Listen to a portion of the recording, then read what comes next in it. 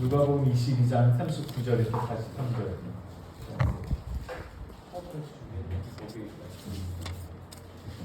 함께 읽겠습니다.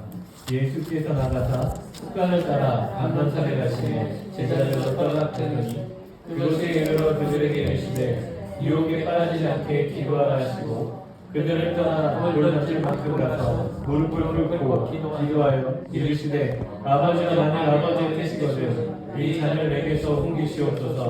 그러나 내 원대로 마시옵고 아버지의 원대로 되기를 원하나이다 하시니 천사가 하늘로부터 예수께 나타나 힘을 더하라. 아멘.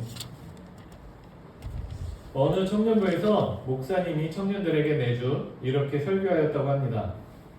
하나님을 신뢰해라. 하나님을 믿어라. 그러면 하나님이 도와주실 것이다. 믿음이 겨자씨만큼만 있어도 산을 옮길 수 있다. 지금 우울한 거, 불안한 거, 어려움에 처한 거, 네가 하나님을 신뢰하지 않았기 때문이다. 믿음만 있으면 이 고난을 이길 수 있다. 너네가 믿음이 없어서 그렇다. 그러니 믿음을 가져라. 청년들에게 얼마나 믿음이 없었으면 이 목사님께서 이런 설교를 매주 하였을까 생각을 해봅니다. 그런데 6개월이 지나고 어느 날 청년들이 목사님에게 찾아와 묻습니다. 목사님, 믿음이 얼마나 중요한지는 이제 알았습니다. 그래서 이제 어떻게 하면 믿음을 가르쳐 줄 수 있는지 좀 알려주십시오.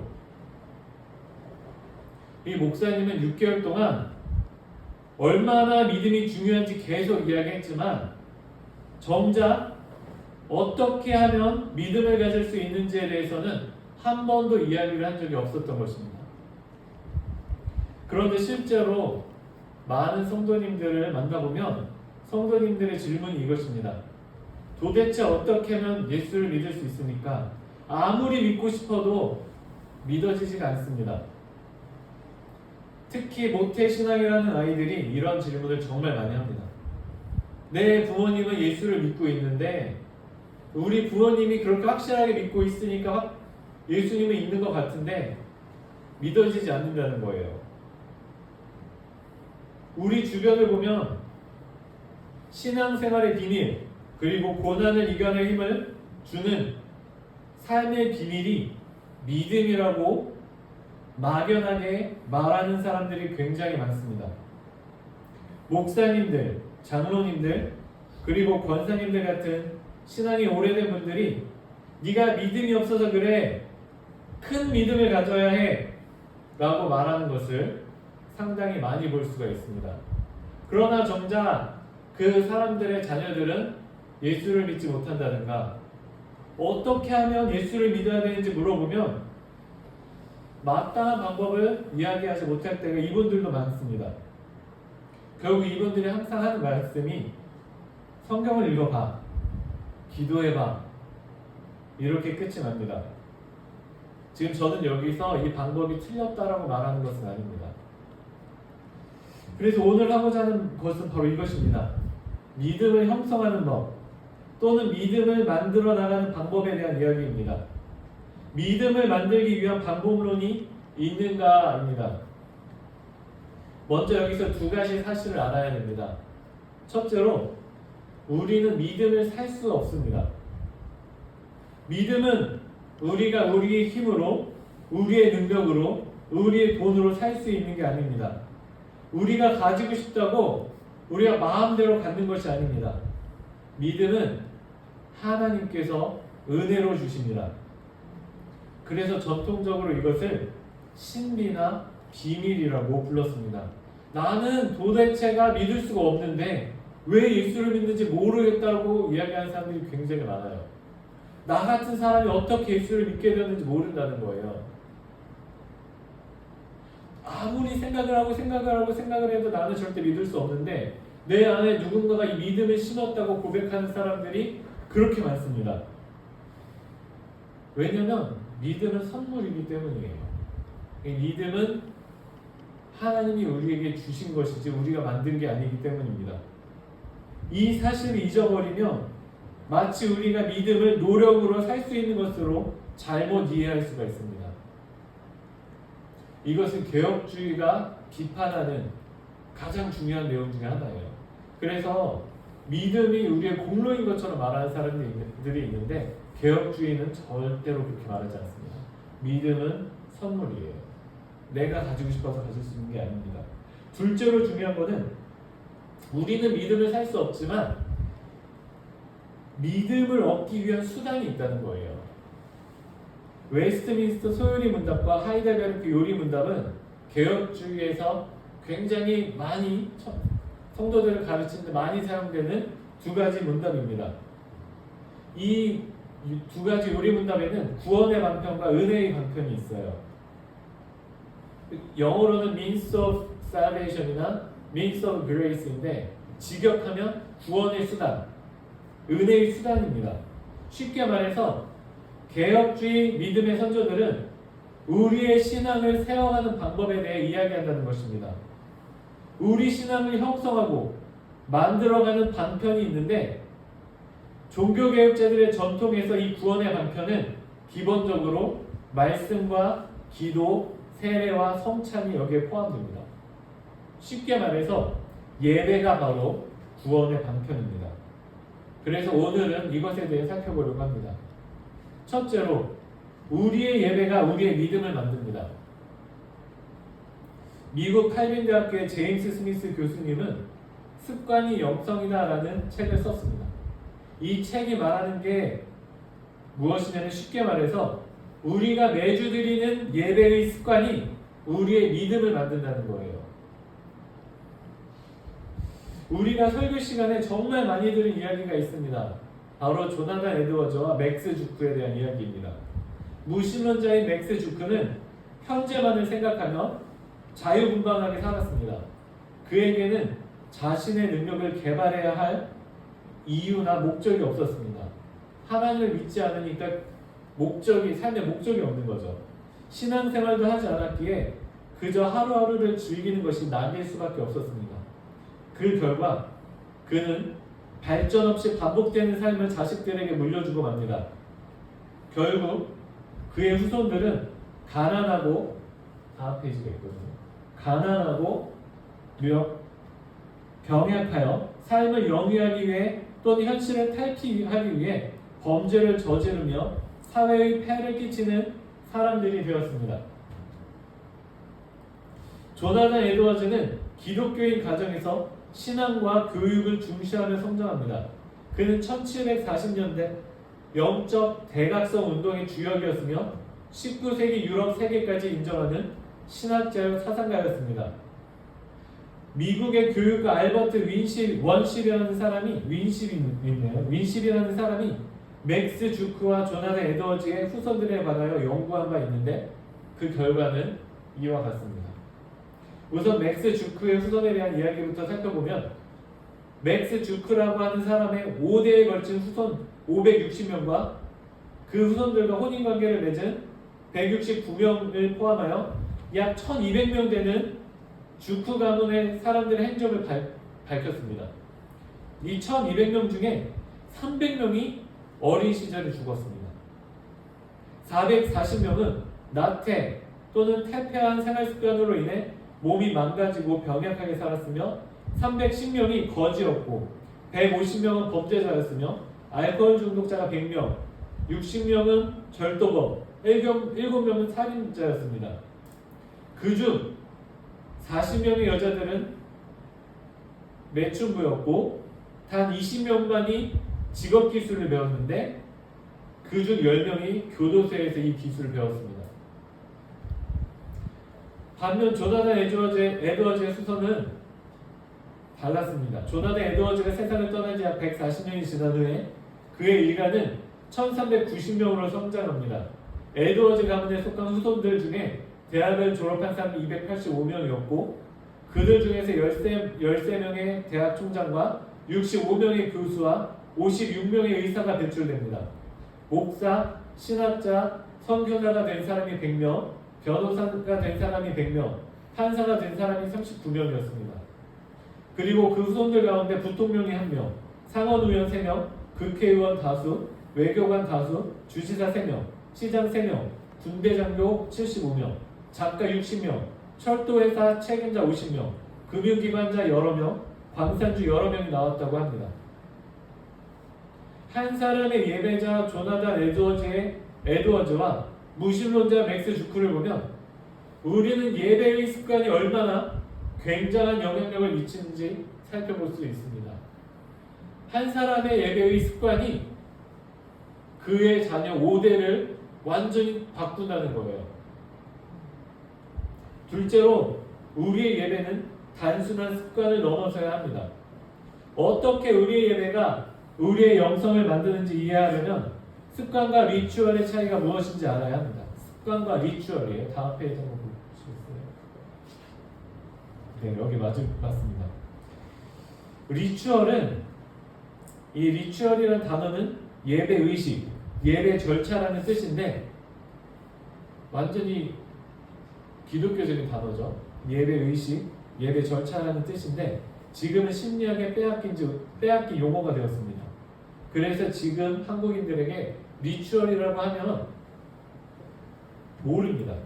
요즘 리추얼은 심리학 용어로 사용되는데 이때는 습관과 리추얼의 차이,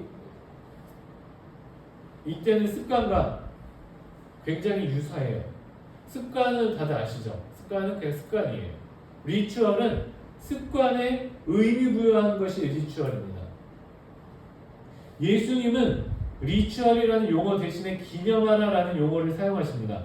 고린도전서 11장에 이렇게 말합니다. 내가 너희에게 전한 것은 주께 받은 것이니 곧 주 예수께서 잡히시던 밤에 떡을 가지사 축사하시고 떼어 이르시되 이것은 너희를 위하는 내 몸이니 이것을 행하여 나를 기념하라 하시고 식후에 또한 그와 같이 잔을 가지시고 이르시되 이 잔은 내 피로 세운 새 언약이니 이것을 행하여 마실 때마다 나를 기념하라 하셨으니 예수님의 이 말씀 기념하라라는 것이 리추얼이에요. 그냥 대충 습관적으로 반복해라가 아니라 매년 기념하라는 것입니다. 잘 생각해보면 바리새인들도 습관적으로 기도했습니다. 그럼에도 성경은 바리새인의 습관을 외식이라고 표현합니다. 아무런 의미 없이 그냥 습관적으로 형식적으로 몸만 예배를 와서 드렸기 때문에 이것을 예수님께서는 비판하신 거예요. 우리도 매주 예배를 드리는데 정신은 다른 곳에 가 있고 몸만 와 있는 예배를 드리면 관습적 예배, 습관적 예배에 불과합니다. 이것은 리추얼이 아니에요. 예수님이 말씀하신 기념하라는 기념이 아닙니다. 우리는 우리의 예배에 의미를 담아야 합니다. 다들 부자가 되는 방법 아십니까? 요즘 유튜브와 여러 책에서 많이 회자되는 내용이 있습니다. 부자로 만들어주는 습관이 있다는 거예요. 부자들에게 어떤 특징이 있는지 살펴보았더니 성공한 사람들은 아침에 일어나자마자 이부자리를 정리한다는 거예요. 이부자리를 정리한다는 거예요. 이게 왜 중요한가? 매일 아침 아주 간단한 일 하나, 이부자리 정리하는 일 하나를 성취하면 나는 성취할 수 있는 사람이야라는 사실을 내 마음속에 심어준다는 거예요. 아침에 이부자리 정리해주는 이것 하나가 내 마인드를 바꿔준다는 거예요. 이것이 리추얼입니다. 그냥 억지로 이부자리를 정리한다고 이것이 리추얼이 되는 것이 아니에요. 이부자리를 정리하면서 나는 이것도 해냈어. 이 다음 것도 해낼 거야 라는 인식을 가져야 합니다. 이것이 바로 습관을 리추얼로 바꾸는 거예요. 물론 여기서 아침에 이부자리를 정리한다고 내가 부자가 되는 게 아니에요. 그러나 아침에 이부자리를 정리하는 습관이 우리를 성취하는 삶, 성공하는 삶을 위한 마인드를 형성해 준다는 것이 요즘 회자되고 있는 성공하는 방법입니다. 우울증에서 벗어나는 법도 똑같아요.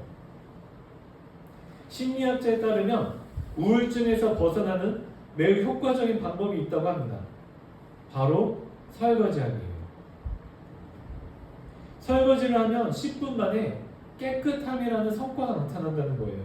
이렇게 간단하게 성과가 나오는 일을 하면 나는 할 수 없어, 나는 이 상황에서 빠져나올 수 없어 라는 우울증에 젖은 생각에서 빠져나올 수 있다는 거예요. 왜냐면 난 지금 성취했으니까, 나는 지금 해냈으니까. 의미 부여가 되는 어떤 습관이 이렇게 나의 생각과 삶의 자세를 바꾼다는 것이 바로 리추얼입니다. 우리의 예배도 이렇게 되어야 한다는 거예요. 예배에 아무런 의미가 없이 억지로 그냥 와서 앉아있기만 한다면 이 예배는 그냥 습관이지 우리의 신앙을 형성해 주지 않습니다.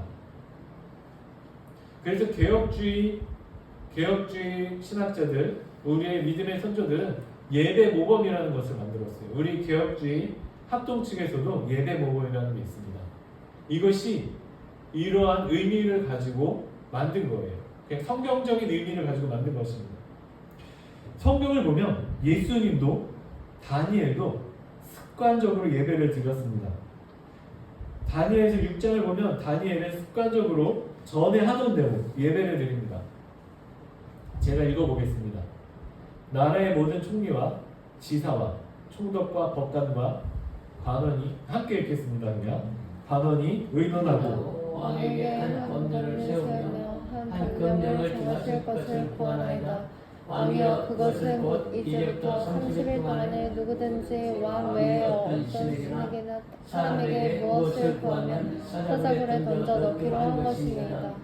그런즉 왕이여 원하건대 금령을 세우시고 그 주서에 왕의 도장을 찍어 메대와 바사에 고치지 아니하는 규례를 따라 그것을 다시 고치지 못하게 하소서. 이에 다리오 왕이 주서에 왕의 도장을 찍어 금령을 내리라.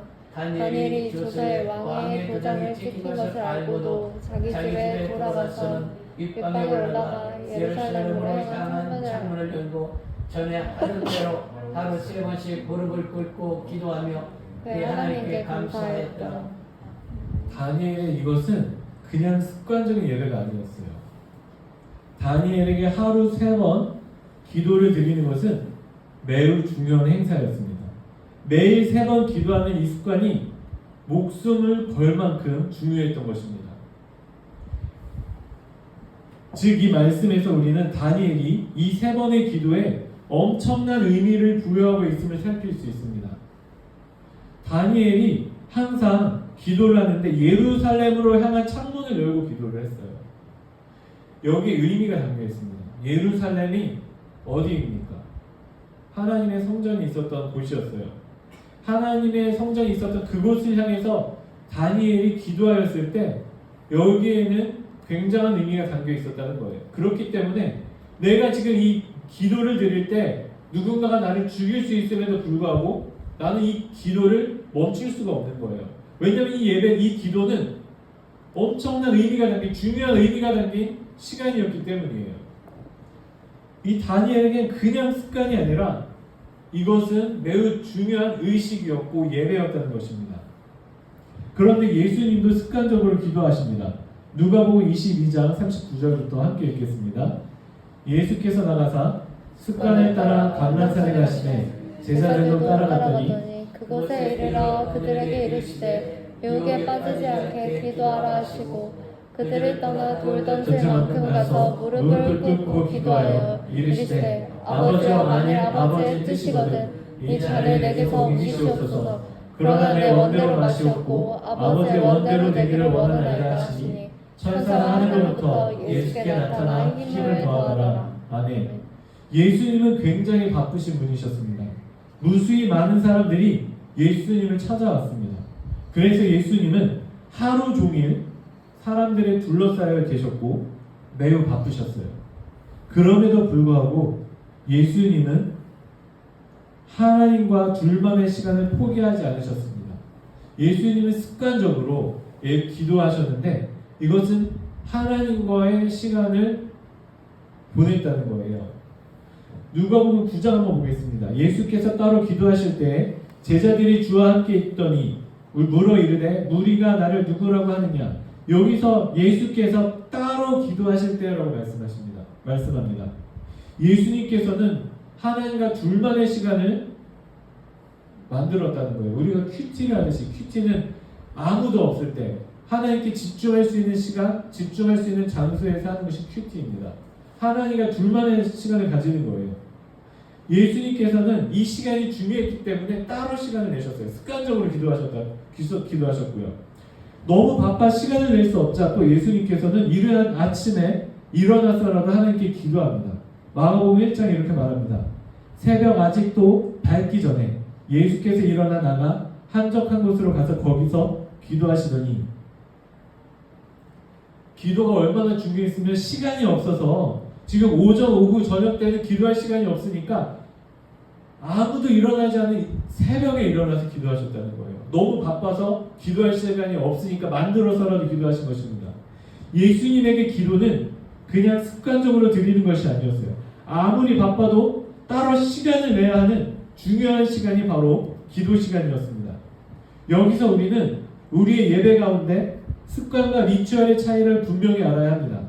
개신교에서 예배의 정의는 경외하는 대상을 섬기고 찬양하고 기원하는 종합적 의식입니다. 예배 자체가 의식, 곧 리추얼이에요.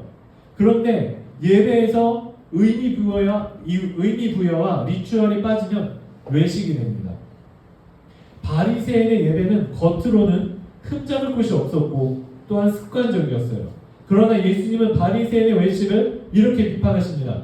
화 있을 진자 외식하는 서기관들과 바리새인들이여, 회칠한 무덤 같으니 겉으로는 아름답게 보이나 그 안에는 죽은 사람의 뼈와 모든 더러운 것이 가득하도다. 이와 같이 너희도 겉으로는 사람에게 옳게 보이되 안으로는 외식과 불법이 가득하도다. 다니엘과 예수님은 아무런 의미 부여 없이 그냥 드려지는 습관적인 예배를 드리지 않았습니다. 예배는 습관이 아니라 생명이었어요. 마찬가지로 우리도 반복되는 예배에 의미를 부여해야 합니다. 예배는 단순한 습관이 아닙니다. 우리의 삶의 자세를 바꾸고 변화시키는 놀라운 의미를 담고 있습니다. 셋째로 바른 예배를 드려야 합니다. 잘못된 예배는 잘못된 영성을 만들기 때문이에요. 10계명 1계명부터 4계명을 보면 이 10계명은 우리에게 예배에 대해 알려줍니다. 10계명 제1계명은 예배의 대상이 누구인지 알려줘요. 예배의 대상은 유일하신 여호와 하나님이세요. 10계명 2계명은 예배의 방법은 어떠해야 하는지 알려줍니다. 하나님의 알려주신 방법대로만 예배해야지 우리가 원하는 대로 하나님 형상을 만들고 우상 숭배가 그거예요. 10계명 2계명에서 말하는 우상 숭배는 우리가 다른 신을 섬기는 게 아니에요. 그건 1계명에 나온 거예요. 다른 신을 섬기는 거는 그냥 다른 종교 가는 거고, 2계명에 나오는 우상 숭배는 하나님을 섬기는데 하나님의 형상을 만들어서 섬기는 거예요. 앞에 십자가를 놓고 이것을 놓고 기도하면 그게 우상 숭배가 될 수 있어요. 하나님의 아이콘, 하나님의 우상을 만들어서 예수님의 얼굴을 그린다든지 성모 마리아를 조각을 만들어서 예배를 하면 그것은 우상 숭배가 될 수 있어요. 하나님께서 알려주신 방법은 이런 아이콘들, 성화들 만들지 말고 그냥 예배해라라고 하셨어요. 그런데 하나님이 알려주신 방법이 아니라 내가 원하는 방법대로 내 마음대로 그림을 그려서 조각을 만들어서 그것을 놓고 하나님이라고 예배를 드리면 이것은 하나님이 알려주신 방법이 아니기 때문에 우상숭배라는 것입니다. 그래서 제2계명은 하나님이 알려주신 방법대로 예배해라. 제3계명은 예배의 태도가 어떠해야 하는지 알려줍니다. 우리가 형식적인 예배를 드리고 이분법적인 삶을 살면 여호와의 이름을 망명되게 하는 거예요. 제4계명은 예배의 목적을 알려줍니다. 예배의 목적은 안식이에요. 이 안식이라는 개념 안에는 영생, 하나님과의 교제, 하나님과의 바른 관계를 포함합니다. 그렇다면 오늘날 우리는 바른 예배를 드리고 있는가? 우리가 드리는 예배가 오히려 하나님께서 알려주신 방법대로 드려지는 예배인가? 10계명에서 우리에게 주는 교훈은 하나님이 알려주신 방법대로 예배해라였어요. 그렇다면 신약이 우리에게 주어진 오늘날 우리에게 하나님이 주신 예배 방법은 무엇인가? 신약 성경에는 예수님께서 우리에게 직접 명령하신 두 가지 성례가 존재합니다. 바로 세례와 성찬이에요. 마태복음 28장에 이렇게 말합니다. 그러므로 너희는 가서 모든 민족을 제자로 삼아 아버지와 아들과 성령의 이름으로 세례를 베풀고. 예수님께서 우리에게 명령하신 거예요. 세례를 받아라. 세례를 베풀어라. 근데 그리고 두 번째로 고린도전서 11장에 이렇게 말합니다. 축사하시고 떼어 이르시되 이것은 너희를 위하는 내 몸이니 이것을 행하여 나를 기념하라 하시고 식후에 또한 그와 같이 잔을 가지시고 이르시되 이 잔은 내 피로 세운 새 언약이니 이것을 행하여 마실 때마다 나를 기념하라 하셨으니. 아멘. 성찬은 예수님께서 직접 예수님께서 만드시고 명령하신 게 성찬이에요. 이 두 가지 성례가 우리 개신교에서 가장 중요한 두 개밖에 없는 성례예요. 믿음을 세우는 구원의 방편 세 가지가 있는데 말씀, 기도, 세 번째가 성례입니다. 성례가 이 두 가지를 포함하고 있는 거예요. 세례와 성찬. 그런데 오늘날 세례의 의미가 많이 퇴색되었어요. 군대에서 세례를 그냥 많이 주기만 하면 된다고 생각합니다. 그래서 아무런 의미 없이 무조건 많이 주는 걸로 세례를 대신합니다. 군대에서는 신앙이 없는데도 선물 받으려고 받는 게 세례가 되었어요. 한 번은 군 교회에서 세례를 주려고 소방차를 불러서 소방 호스로 물을 그냥 뿌렸어요. 세례 준다고. 그만큼 세례가 형식적이 되었습니다. 그래서 오늘날의 세례는 값싼 세례가 되고 만 거예요. 어떤 교회에서는 성령 세례를 이야기하면서 형식적인 세례는 중요하지 않게 여기기도 합니다. 세례는 형식에 불과하다고 보는 거예요. 근데 예수님께서는 우리에게 명령하신 대로 세례를 줘라. 세례를 베풀어라. 우리가 세례를 베푸는 게 이 의식이 예수님이 직접 명령하신 굉장히 중요한 요소 중에 하나였다는 거예요. 유일한 두 개밖에 없는 성례예요.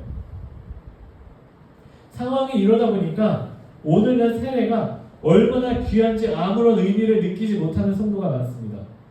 초대교회 때에는 세례와 성찬이 매우 중요한 가치를 가지고 있었어요.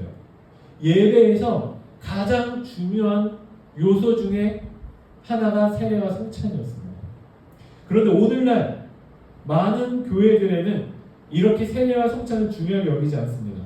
실제로 개신교의 역사에서 세례와 성찬이 우리의 신앙을 형성하는 구원의 방편인데 지금 우리는 이걸 잊어버렸어요. 우리가 성찬을 리추얼이라고 예수님께서 우리에게 직접 우리를 위해 직접 제정하신 예식이라고 기억만 해도 우리는 많은 것을 바꿀 수 있습니다.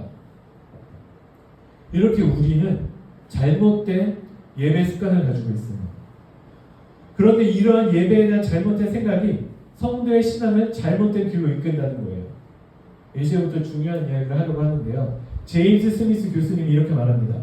오늘날 많은 교회들이 쇼핑몰 예배를 드린다. 많은 교회들이 성경적 신앙이 아니라 자본주의 신앙, 쇼핑몰 신앙을 형성한다는 거예요. 교회에 가서 예배를 드리면 하나님을 향한 믿음이 자라나야 되는데 쇼핑몰 영성이 자라난다는 거예요. 지금 오늘날 우리가 신앙적 위기를 겪고 있는 이유가 쇼핑몰 예배 때문에 그렇다고 제임스 스미스 교수님은 이야기하고 있습니다. 자기가 원하는 설교, 자기가 원하는 찬양을 찾아 듣는 예배가 바로 쇼핑몰 영성이에요. 하나님이 주시는 말씀을 듣지 않고 내가 원하는 말씀을 골라 듣는 예배가 쇼핑몰 예배입니다. 이제 마지막으로 한국 교회의 예배가 어떻게 쇼핑몰 신앙을 만들어 왔는지 이야기해 보려고 합니다. 종교 개혁자들은 예배 예전에 대해 매우 깊은 관심을 가졌어요. 그런데 오늘날 한국의 많은 개신교도들이 내용만 중시하고 형식을 무시해 왔습니다. 즉 예배의 형식에 크게 신경을 쓰지 않았어요. 말씀의 은혜와 뜨겁고 열정적인 찬양을 중요시하고 성도의 교제와 예배의 형식을 무시한 겁니다. 그러니 예배의 형식을 간소화하고 뜨거운 찬양과 설교의 은혜만 중요시하는 구도자 예배, 열린 예배를 따르는 교회들이 많아졌습니다. 특히 대형 교회가 이것을 더욱 부추겼어요. 은혜로운 예배라는 서비스를 성도들에게 판매했던 게 바로 대형 교회입니다. 많은 성도들이 뜨거운 찬양, 전문적인 찬양을 찾아서 대형 교회를 찾았습니다. 예배는 우리가 누려야 하는 서비스이고 그렇기 때문에 더 좋은 서비스를 찾아서 더 좋은 교회를 찾는 것이 바로 오늘날 한국교회 성도들이 가지고 있는 쇼핑몰 신앙이라는 거예요.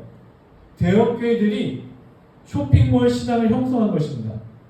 대형 교회에서는 서로 얼굴도 모르고 성도의 교제도 없는 신앙생활을 해도 됩니다. 봉사도 안 해도 돼요. 헌금이라는 비용을 내고 예배 서비스를 누리는 소비자 형태의 예배를 드리게 된 것입니다. 교회는 하나님 나라가 되어야 하는데 교회가 하나님 나라 공동체성을 잃어버리고 개인주의가 되어버리고 예배는 쇼핑몰 예배, 자본주의 예배, 소비주의 예배가 된 거예요. 그러다 보니 작은 교회들도 대형 교회를 따라 너도 나도 예배를 간소화하기 시작합니다. 이제 많은 교회에서 주일 예배 때 말씀과 찬양만 중요시하고 말았습니다. 전에는 축도가 끝나야 예배를 다 참석한 거라 생각했어요. 그렇기 때문에 축도가 끝날 때까지 아무도 나가지 않았는데 요즘에는 설교만 끝나도 나가는 사람들이 있어요. 예배의 내용, 말씀과 찬양만 중요시하기 때문이에요. 예배의 형식이 중요하지 않아요. 예배의 형식은 처음 시작부터 마지막 축도까지인데 예배의 형식이 중요하지 않으니까 말씀만 듣고 나는 오늘 은혜 받아서 이러고 나가는 거예요. 이것이 바로 오늘날 우리가 가지고 있는 쇼핑몰 신앙이에요. 그런데 이런 상황에서 유튜브가 발달합니다. 유튜브가 발달했어요. 쇼핑몰 신앙을 가지고 있는데 유튜브가 발달한 거예요. 유튜브 예배와 대형교회의 쇼핑몰 예배는 차이가 없어요. 크게 차이가 없어요. 어차피 많은 교회들이 공동체성을 채워주지 못하고 소비주의 예배를 드리는 상황에서 유튜브와 교회 사이에 차이가 없는 거예요. 예배 드리고 그냥 인사도 안 하고 나가는데 유튜브와 교회의 차이가 없는 거예요. 이렇게 교회 안 나가 성도를 거꾸로 하여서 가난한 교회 성도가 늘어나기 시작합니다. 그러니까 오늘날 한국 교회의 잘못된 예배가 잘못된 신앙을 만들어낸 거예요. 그렇다면 가난한 교회의 신앙이 무엇인가? 가난한 교회 성도들은 공동체 신앙을 잃어버리고 개인주의, 나 혼자만 잘 되면 되는 예배를 드리는 사람들입니다. 다른 사람의 간섭을 원하지 않아요. 나 혼자 편할 때 예배 드리고 나 혼자 편할 때 찬양하고 나 혼자 편할 때 기도하고 누구 만나지 않고 나 혼자 신앙을 가지는 게 바로 가난한 성도입니다. 이거는 신앙이 아니에요. 나 혼자 믿는 신앙은 신앙이에요. 신앙은 공동체입니다. 성경을 보면 계속해서 이야기하는 게 공동체예요. 내가 원하는 설교를 내가 원하는 때 들을 수 있는 신앙이에요. 이 쇼핑몰 신앙이. 봉사도 안 해도 되고 헌금도 안 해도 되고 내 신앙생활 내 마음대로 한다는 이 가난한 성도들의 신앙은 계속해서 유튜브 예배를 드리지만 이 유튜브 예배가 잘못된 영성을 계속해서 만들어가고 있는 겁니다. 결론을 말하자면 오늘날 한국교회 예배 속에서 많은 성도들이 인격적인 성도의 교제를 잃어버리고 공동체 신앙이 사라지고 신앙이 개인화됩니다. 이것이 극단으로 나타나는 것이 가난한 성도인데 그 사람들은 교회에 나오지 않기 때문에 점점 더 극단으로 안 좋은 예배 습관으로 안 좋은 예배 리추얼로 끌려간다는 거예요. 교회의 기능은 예배, 전도, 봉사, 교제, 교육인데 이게 하나도 안 돼요. 그런데 오늘날 한국교회는 이러한 교회의 기능을 대부분 잃어버리고 말았어요. 이러한 상황에서 성도들이 묻습니다. 목사님, 어떻게 하면 믿음을 가질 수 있습니까? 제가 하고 싶은 이야기는 우리가 제대로 된 예배를 회복하지 못하면 제대로 된 신앙, 하나님이 주시는 은혜로 선물로 믿음을 소유할 수 없다는 거예요. 예배가 회복되어야 신앙이 회복될 수 있다는 것입니다. 이제 말씀을 정리하겠습니다. 첫째로 예배의 습관이 우리의 신앙을 만듭니다. 둘째로 습관적인 예배에서 더 나아가야 합니다. 리추얼 예배, 예수님의 말씀대로 기념하는 예배 또는 의미를 부여하는 예배를 드려야 합니다. 셋째로 바른 예배를 드려야 합니다. 변질된 예배는 변질된 신앙을 만들기 때문입니다. 그렇다면 우리의 신앙을 형성하기 위해 우리가 할 수 있는 것은 무엇인가? 한국 교회에서 지금까지 사용해온 많은 것들이 우리의 믿음을 세울 수 있어요. 세울 수 있습니다. 잘해야 돼서 문제지. 감사 노트, 기도 노트, 큐티, 새벽 예배, 수요 예배, 금요 예배, 주일 예배, 성찬, 세례, 제자훈련, 수련회, 절기 예배 11조, 각종 헌금, 그리고 과거에는 주일을 지키려고 주일에 아무것도 사지도 않고 음식도 만들지 않았어요. 이것들도 다 우리의 신앙을 세우기 위해서 좋은 방편으로 우리가 사용할 수 있습니다. 술을 마시지 않겠다거나 담배를 피지 않겠다거나 문신을 하지 않겠다는 다짐도 우리의 신앙을 만드는 데 도움이 될 수 있습니다. 이것들을 다 사용할 수 있어요. 하지만 여기서 중요한 것은 이것이 율법주의가 되거나 형식주의가 되면 안 된다는 거예요.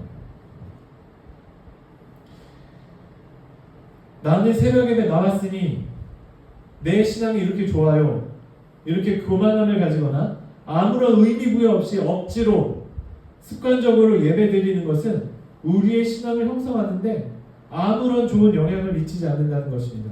오늘 이 예배를 드리신 모든 성도님들께서는 하나님의 은혜로 바른 예배의 습관을 세우실 수 있기를 소망합니다.